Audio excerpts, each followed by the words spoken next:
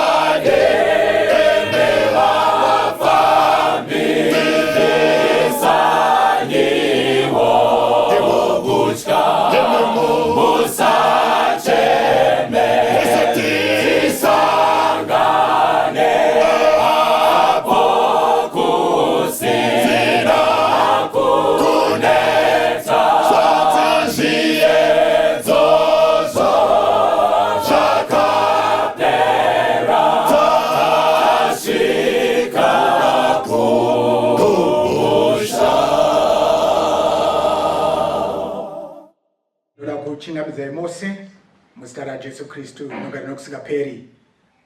Toda kutarira kamwe kanyaya kandakasangana nako pakati pevhiki.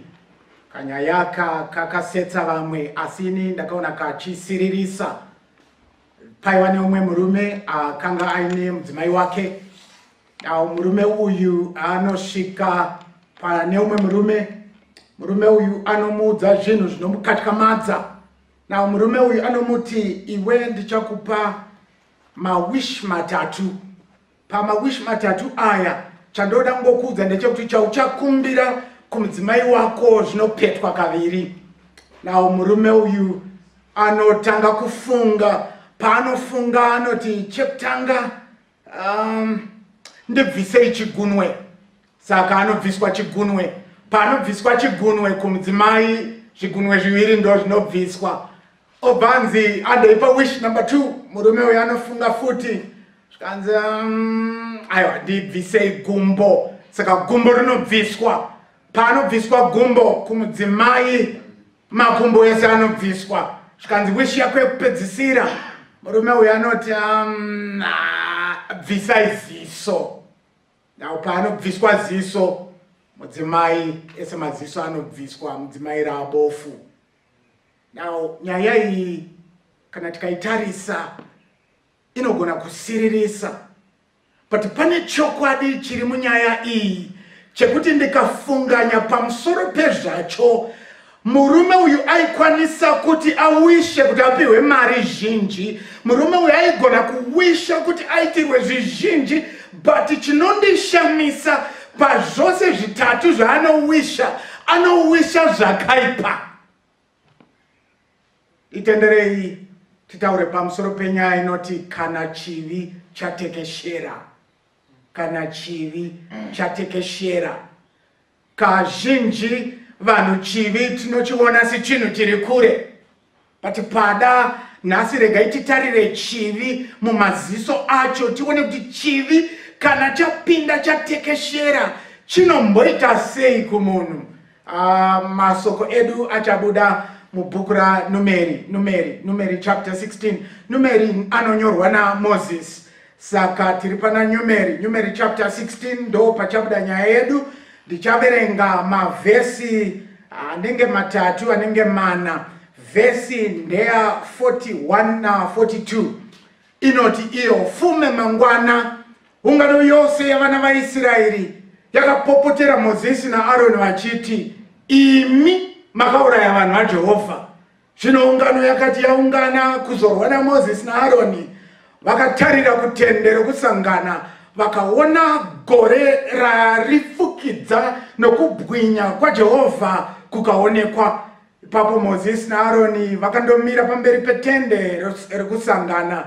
Jehovha akataura naMozisi akati, ibvai paungano iyi ndivaparadze pakarepo. Ivo vakavira pasi nezviso zvavo, Mwari akomborere kuverenga kweshoko rake. Now, chinondinakidza panyaya iyi, Mozisi naAroni vanovira pasi vochema kuna Jehovha. Asi vanhu vari kurwa navo, ngatidzorei usungu hwedu tinamate. Mwari vari kumusoro kudenga, tendwai rombidzwai nokuti nyasha dzenyu dzinogara nokusingaperi. Toda kutendai nechipo cheupenyu, toda kutendai nokuti maona zvakafanira kuti tiverengwe pakati pevanopona. Hakusi kugona kwedu kana kuziva kwedu, asi mukana wamatipawo kuti tisebere padyo nemi. Pada tikanzwa shoko renyu nhasi tinogona kufanana nemi, asi chinotifadza ndeichi, shoko renyu rikaraurwa harisi munhu akadaro. Chikumbiro chedu mangwanani ano, Mwari vandudzai nekusandura upenyu hwedu hufanane nemi. Ndijesu tinamata, amen. Now, Bhaibheri kana makateerera sekuteerera kwandaita, mangwana makuseni vungano inoungana kuna Mozisi. Now pavanoungana havasi kuungana kuti vachemere zvivi zvavo, kuungana kwekuti vamupe mhosva. Now vungano yaungana vanoti, imi makauraya vanhu vaMwari. Regai ndikupei background munoiwana kutanga kwa chapter 16. Now pane mukomana anonzi Kora. Now mukomana anonzi Kora uyu anosvika kuna Mozisi naAroni. Aroni panguva ndo muprista mukuru. Zvaari muprista mukuru, Mozisi ndiye ari kutungamirira Israeri. Now vanosvika kuna Aroni naMozisi. Now Kora paanosvika anoti, imi akakuti muzviite vakuru pamusoro pedu tose ndiani? Muchionawo kuti Mwari anotaura nesu. Regai ndikuzivisei kuti Kora ndiani. Pada vamwe vedu hatizive kuti Kora ndiani. Baba vevakomana ava ndiLevhi. Levi mwanakomana waJakobho. Jakobho mwanakomana waIsaac. Isaac mwanakomana waAbhrahamu. Now Jakobho anozvara vanakomana 12. Now Levi umwe wevanakomana waJakobho. Now Levi anokomborerwa nevanakomana vatatu, vasikana chavatauri. Now pavakomana ava, wekutanga anonzi Gershon, wechipiri anonzi Kohath, wechitatu anonzi Merari. Now wechipiri uyu anonzi Kohath ndo baba vanozvara Amram. Now Amram ndiye firstborn ya Kohath, but Amram ane muning'ina anonzi Iza ane muning'ina anonzi Hebron ane muning'ina anonzi Uziel. Asi Amram ndo baba wa Aaron na Moses. Muning'ina wa Amram ndo Iza ndo baba wa Kora. Saka Kora na Aaron mukoma ne muning'ina. Ndodzoka panyaya yangu. Muwengi wako usatarira ari kure, muwengi wako ndo ari padyo newe. Now Kora anoshigoti imakazvitarira asi mukadzokera kuna Numeri chapter 3 verse ya 26 muchidzira nayo inotoisa pachena Mwari paanovapa zvekuita mutemberi mhuri yaIza ndo vakomana vaitakura areka yesungano, ndo vakomana vaitakura areka inopisirwa zvinonhuhwira, ndo vakomana vaitakura areka yaipisirwa chipiriso. But vanosvika oti ime akazokuitai kuti muite maprista ndiani? Now ndanga ndichingoedza kuronda nhoroondo kuti ndione kuti Kora na Mozi aiva mukuru ndiani. Now vanodzidza Bhaibheri vati Kora aiva mukuru pana Mozi, nokuti Mozi Miriam dangwe aiva mukuru nemakore 7, Aaron aiva mukuru kuna Mozi nemakore 3. Saka Mozi ndo chaiva last born. Saka Kora paakaberekwa nyaya ya Mozi yekuchengetwa muriko aiziva. Now chakabata Kora ndechekuti mufana, but baba wa Mozi ndi Amram wanova baba mukuru nekuti Iza baba wa Kora ndi bamunini. Asi pakarwadza Kora ndepekuti chimufana chemurukowa ndocho titungamira here isu vakoma tiripo. Semurume akati bvisai ziso. Maziso maviri akabviswa kumudzimai. Muwengi wako haasi kure, ari padyo newe. Naurangarira musoro wenyaya unoti kana chivi chatekeshera, chivi chikapinda hachirespect title. Chivi kana chapinda mumunhu, murume akasochena sezvandakaita izvi nesutu aine vana vatatu, kubuda kunopinda mu1 room yekumahuswa, asiya imba mumandara, asiya imba muBorodebrook, asiya imba kumasabhabha anotyisa. Chivi kana chatekeshera mumwoyo. Achikusiyiwa vadaro. Unoona mai vane zvose zvavangapiwe nababa, mai vakatotengerwa mota iri panze, mai ndokutogadziriswa musoro, hairstyle yapinda mai vanogadziriswa. Asi kana chivi chapinda hachirespect musoro wakagadzirwa. Unoona mai vachitodanana nagarden boy, but ndo vanotomutambirisa mari. Makandei chivi chapinda, and chivi chikapinda chinotekeshera. Aitarisa chinhu chinonzi sora. Ndinosumborima ndine kagarden chakandishamisa pasora. Sora haritengerwi mbeu. Sora harisprayiwi kuspraya mushonga kuti risapindwe nemapests. Sora rinongokura. Asi ukatenga mbeu yako yerepu, wodyara repu, sora hariapply, unongoroona rinobuda pasaidi nerepu. Now sora chinondishamisa, repu painorohwa nenhata, sora haibatwi nenhata. Paunonotenga mushonga wekuspraya repu, unospraya repu asi sora harina kana hanya, rinongokura. Tiri kuti kudii? Chivi chikapinda hana haicharovi. Chivi chikapinda midzi yacho inodzipa chose chingada kukurangaridza kuti zvoita zvakaipa. Now Kora anotomira, Mozisi anomira, oti nhai Kora, chinhu chiduku here kuti Mwari akakusarudzai akatendera kuti mubate basa mutemberi?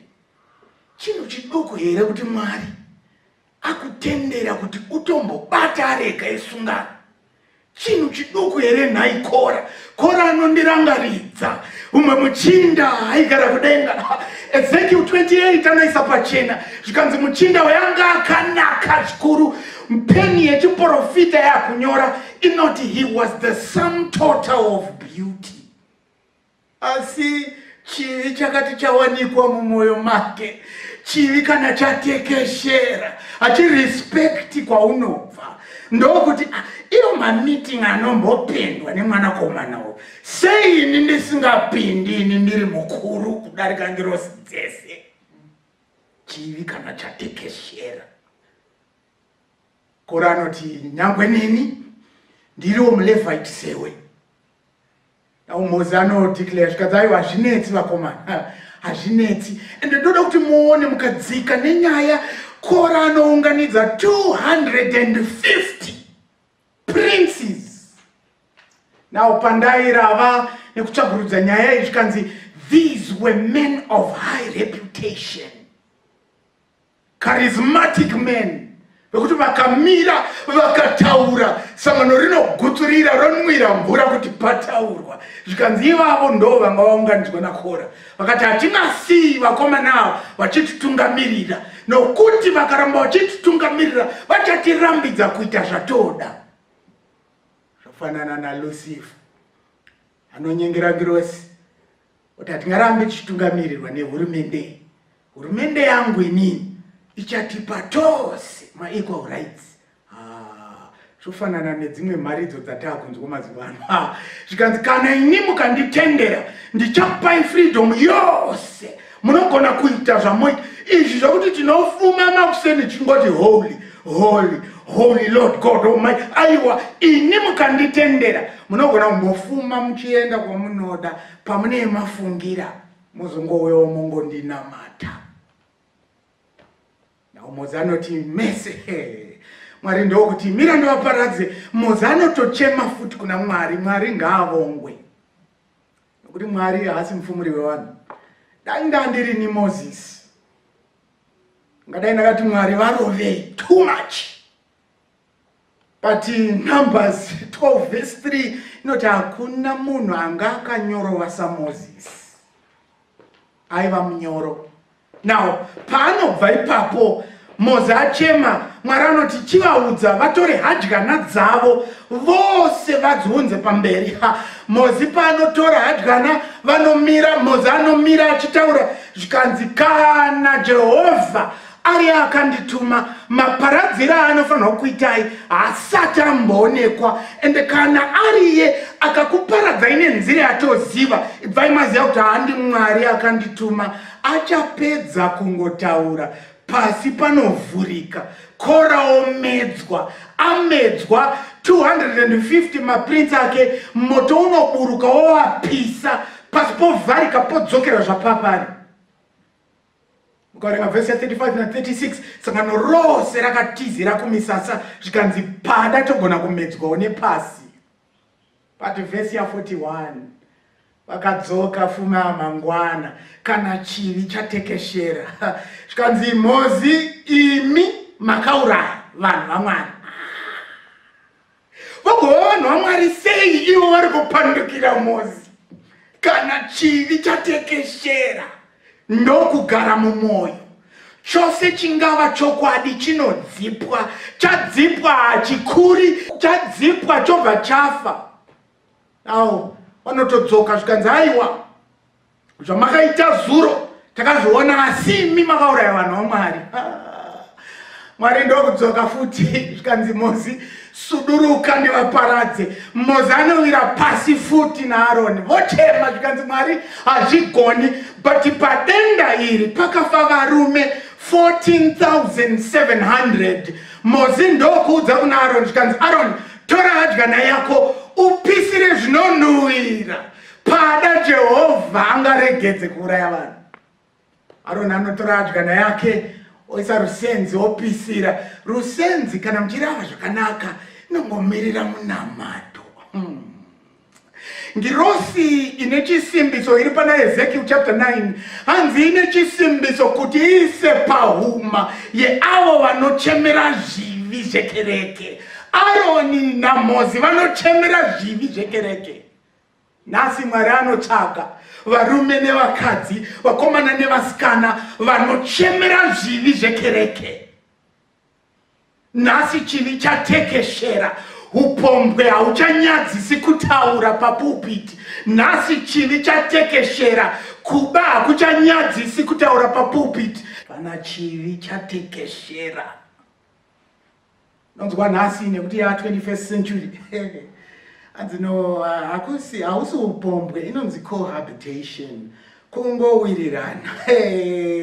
Kana chivi chatekeshera. Hauoni hudzamu hwechivi. Chivi chinoita kungerwa hivi. Chikasvika pegreen chinongochinja ruvara roita green. Shona ine mutauro unoti zizi kuswera muhuku. Hanzi ndahuku, ayo hausi huku rizizi. But chivi chazvachacho chinoita chikapinda chinoita kunge chafanana newe. Ukora auraiwa vanhu vatoona achimedzwa kwakuya mangwana kuseni zvikanzi makauraya munhu waMwari. Chino hachisati chatekeshera here mhana yako hama yangu? Chimbozvitarisisa muupenyu hwako. Zvingani zvichiri kukurovesa nehana nhasi? Kuchechi unogona kuenda na11 ubata divine udzokera kumba kwako. Watopedza na 2 o'clock uri kudiwa kushift, unogona kutoenda kubasa. Hana haicharovi. Chivi hachisati chatekeshera here mhana yako? Nhasi unogona kutoita vana vasingazikanwi kumba, waunototengera magrosari. Pazvinoparidzwa nekudii hana yako haicharovi nekuti chatekeshera. Now pane kachirwere kanonzi familiarity. Ukajairira chinhu unoguma wakuona sechisina basa. But mapisarema Mwari anotaura zvikanzi wakandoona ndakanyarara ukafunga kuti ndakafanana newe. Nekuti Mwari haapanishi chivi, ndo zvinoita Ecclesiastes chapter 8 verse 11. For the punishment of sin was not set speedily. Therefore the sons of men have set their hearts to do evil exceedingly.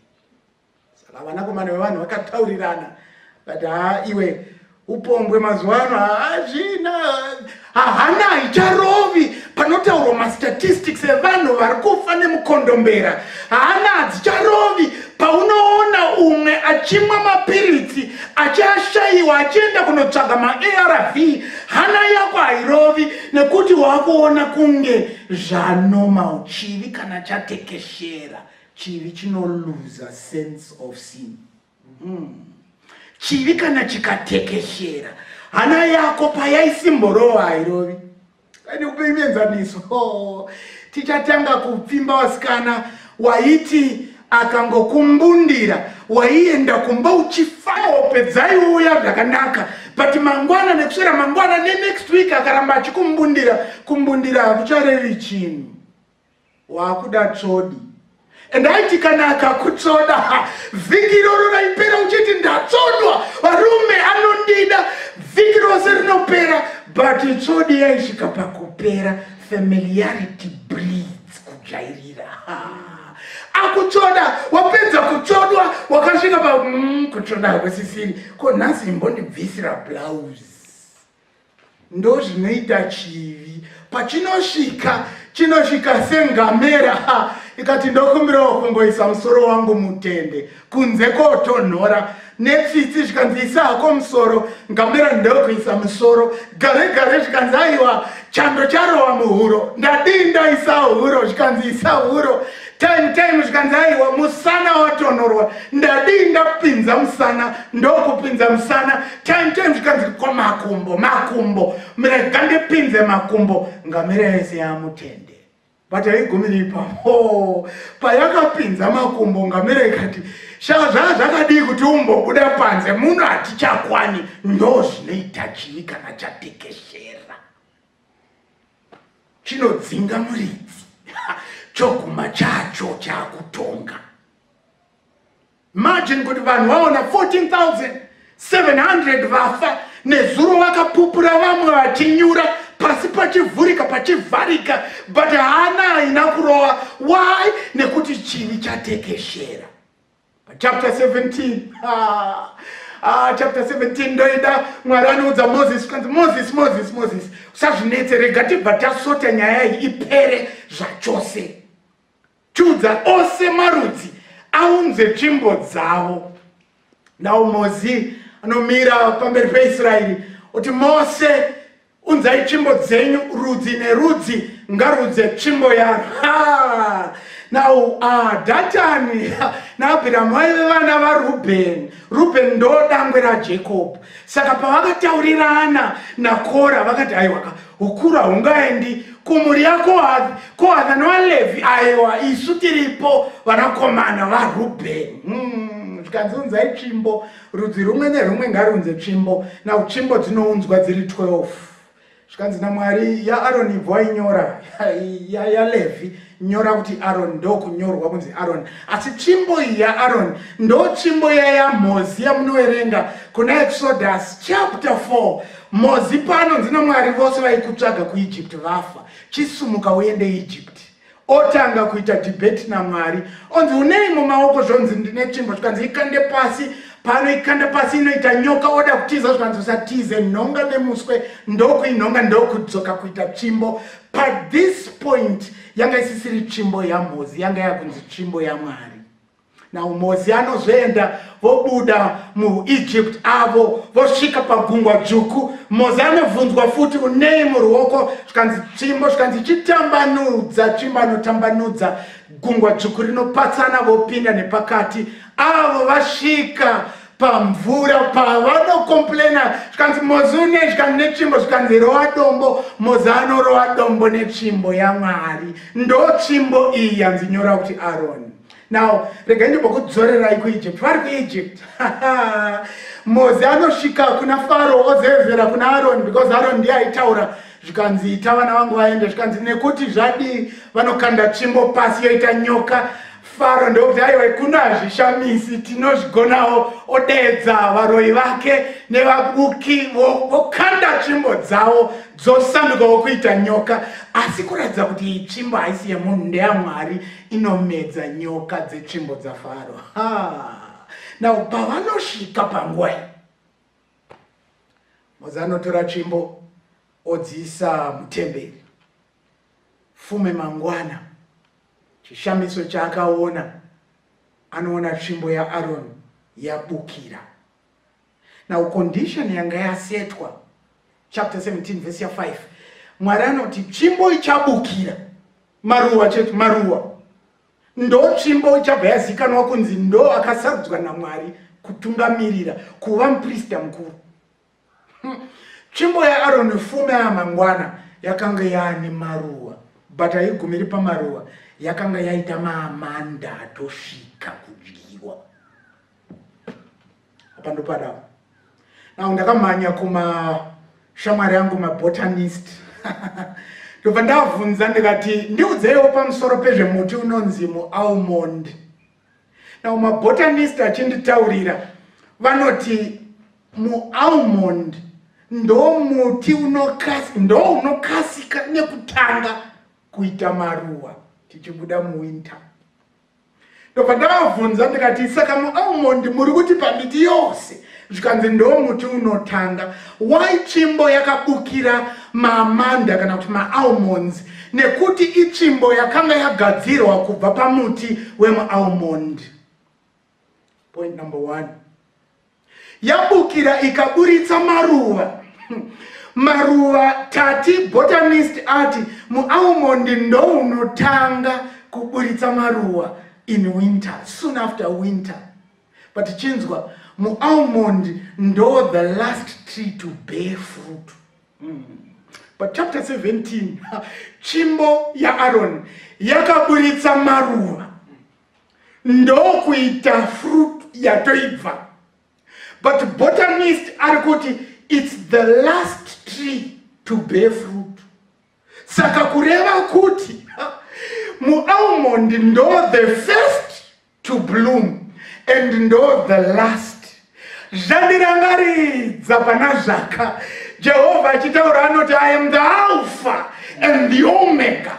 I am the beginning and the end. Saka Mwari ndiye wekutanga, ndiye wekugumisira. But mira mualmond uyu wane over 60 years. Nekuti pawakawezwa naMoses aiva murenje kuMidia atiza Faro kuEgypt. Saka mualmond uyu wane makore anodarika 60 wafa. Sei wazoita fruit. Chivi kana chatekeshera mai. John 15 verse 5. Jesu achitaura anoti, ini ndini hunde, imi muri matavi. Hakuna anogona kubereka chibereko kana asiri pandiri. Saka mualmond uyu wazobereka sei? Jesu pana Colossians 1 verse 18 anoti, I am the firstborn from the dead. Ndiye anotanga kubuda muguva. Kune dzimwe hama dzakasofa kare. Tina Adam ane evidence yekuti paakafa kana ari mabondo acho atopera nekudyiwa. But pano Jesu ari kuti kana ini ndataura ndazvirewa, Adam achamuka. And haamuki chete, anomuka in his full stature. Tine hama dzauraiwa nechitema. Nhasi havana kana chibereko. Vamwe vakutozikanwa nema nickname eupombwe. Vamwe vakutozikanwa nema nickname emakuwa. They are so dead. But when Christ speaks, he said, I am the resurrection, the firstborn from the dead. Nasa anogona kuti ubukire maruwa. Achigumire pamaruwa. Nekuti Jesu anoti, aiwa musanetseke, muchavaziya nezvibereko. Saka unogona kubereka. Unobereka sei? Kana tagara muna Jesu. Ngatiite rukoko. Ungadai uripo. Notini Mwari, chivi changa chandiuraya zvikuru. Chivi changa chandiparadza. Ende kana chapinda chatekeshera, hana yangu haicharovi. Each time yandinoenda kusmall house, hana yangu haitomborovi. Ndinotoona zviri normal. Ndikatosvika kumba ndinotopopotera mai vekwangu vandine marriage certificate now. Ndinotovapopotera sezvinonzi kwandiri kubva ndokumba asi ndokusmall house. Kana ukatoba mari kubasa hautozvioni sezvakaipa, unotozviona seright. After all, vanga vachindipa salary yemabhondi, munhu anoitei nemabhondi, saka ndazongoba mari hana haicharovi. Chivi chatekeshera. Chivi chikatekeshera, unomira mangwana wati ndimi makauraya vanhu vaMwari. But yet Mwari ari kuti siya ndivaparadzi. God has given us another chance. Today is the day of our repentance. Kanamate newe pamwe uripo unoti Mwari, ini akana chibereko hapana, chandingori nacho mufananidzo. Nokuti kana wabata bhaibheri rako mahapwa musoro uri pasaidi uchitaura semuKristu chimiro, but simba rechiKristu wakasorirasa kare. Kristu ari kuti, I am the resurrection, the firstborn from the dead. Unobereka kana tagara muna Kristu. Titenderei tinamate mangwananani. Ngatidzorei usu hwedu tinamate. Mwari vari kumusoro kudenga, tendwai rumbidzwai nokuti nyasha dzenyu dzinogara nokusingaperi. Tarirai takasiya chivi chichipinda. Chapinda chakatekeshera. Chatekeshera chakadzima nokudzipa chokwadi chose changa chiri muhana dzedu. Nhasi uno hana dzedu hadzicharovi patinoita chivi. Vamwe vedu patinotoita zvatoita hatitooni chakaipa. Asi chinotirwadza Mwari. Tinonenerwa zita rekuti maKristu. Icho chivi chakasotekeshera matiri. Asi Isaiah anoisa pachena, kana paine chinhu chinotiparadzanisa nemi Mwari, chivi chatinoita Mwari. Asi imi makauya mukaturikwa pamuchinjikwa, shungu dziri dzokubvisa chivi. Jona anotopupura oisa pachena, tarirai nyenye yaMwari inobvisa chivi chenyika. Imi makauya kuzobvisa chivi. Nesuwo tinokumbira nhasi uno, bvisaiwo zvivi zviri mukati medu. Mazvibvisa, sambai moyo yedu. Masamba moyo yedu, chengetai murimi, nokuti tikachengeta tirisu tinodzokera kuzvivi.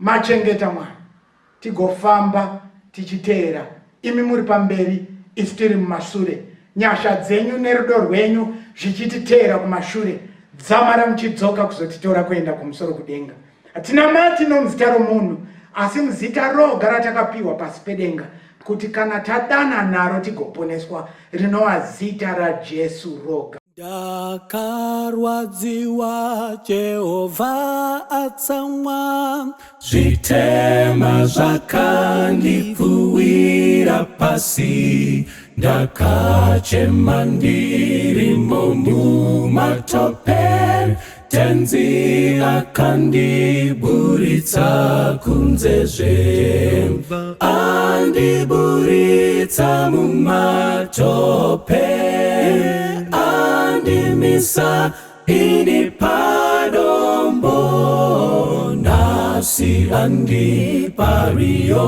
mumoyo wekukudza haleluya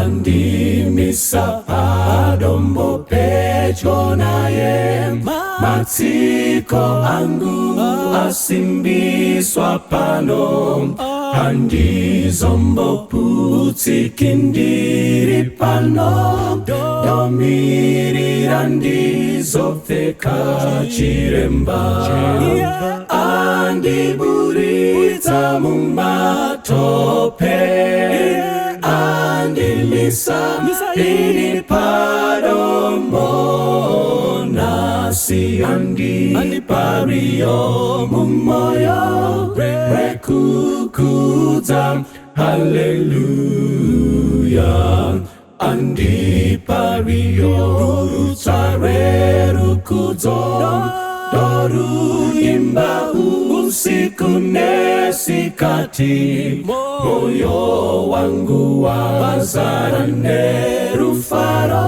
ndichazokudza mununuri wangu Jehova andiburitsa mumatope andimisa ini padombo nasi andipariyo mumoyo wekukudza haleluya ndichaimba tsitsi dzake kuneni zvene kunaka kwake kune vese ndichazoimba ruponeso kwese dakara vese vasimbire Mwari andiburitsa mumatope andimisa